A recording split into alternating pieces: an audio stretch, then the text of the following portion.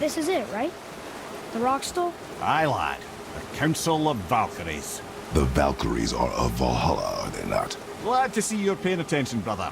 You are correct. Valhalla, the great hall of the Einherjar, is their home within Asgard. But while there, they are subject to the scrutiny of the All-Father himself. And relations between the Valkyries and Odin were tense during my tenure as his advisor. Why? Well, that's an even longer story, lad. For now, why don't we look around for some clues?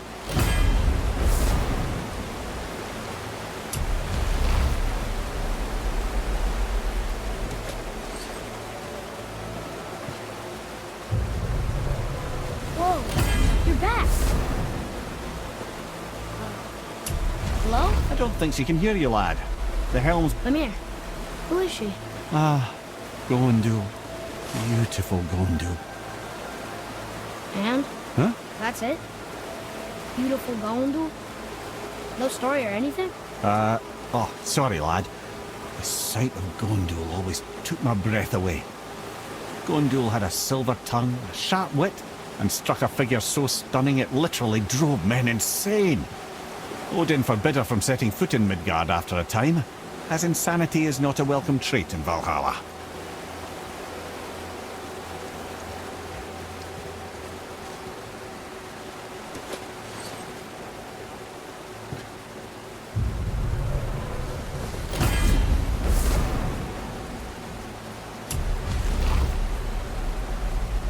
This, my friends, is Kara. Now, Valkyries are volatile by nature, but Kara, the lass is wild storm personified. A wild storm. Aye, calm and collected. Then the air would shift and the fury of her storm would unleash. It was beautiful in a way, assuming you could find proper shelter. Her tears would cleanse the blood-soaked battlefields.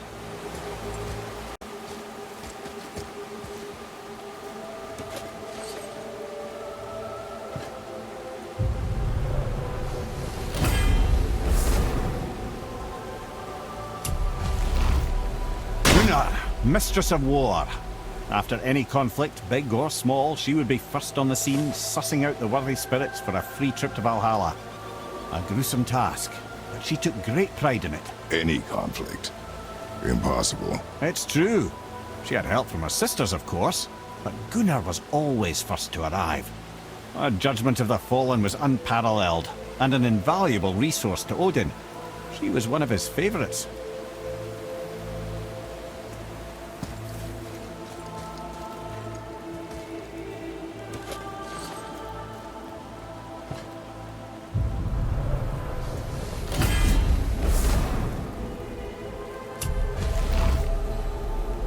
This is none other than Geirdriful, the Master of Arms in Valhalla, responsible for arming and training Odin's Einherjar. His what? His army come Ragnarok. The entire reason Valhalla exists, you see. The Einherjar wait in the Great Hall endlessly, feasting, drinking and fornicating themselves silly. Once Ragnarok begins, Odin calls them into service to fight on his behalf. Geirdriful had her hands full training that lot.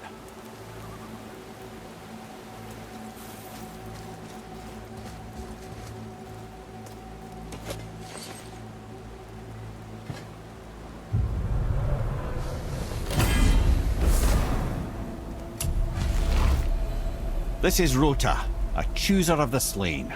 I thought all the Valkyrie did that. Not exactly, lad. Although that is what they're most famous for, and by far their greatest responsibility. You've seen what happens to the dead without the judgment of the Valkyries. Hellwalkers. That's right. Rota, Gunnar, Skuld.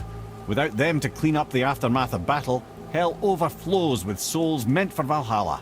A sorry state of affairs. Rota must be beside herself.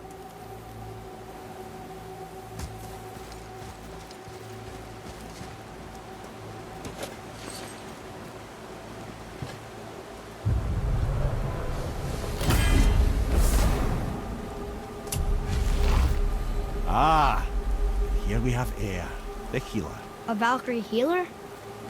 Strange. Eir was strange, as a matter of fact. Very quiet, very calm.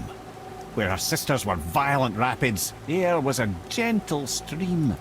She healed the wounds of both mortals and gods. and even a certain all-knowing sage who once drank too much and fell off a mountain. Not my proudest moment.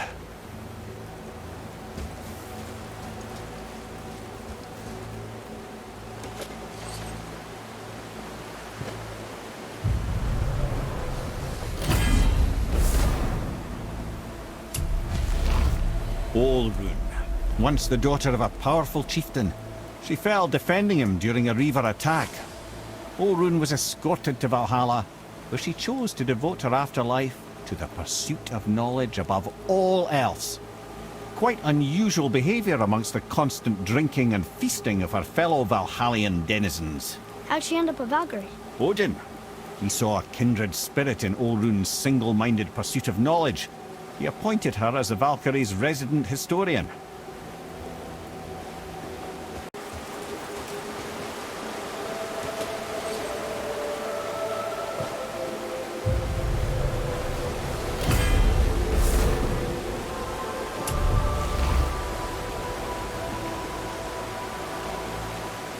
Well, Yılında, mistress of battle. She and Odin got on quite well, actually. Her and the other Valkyries, not so much.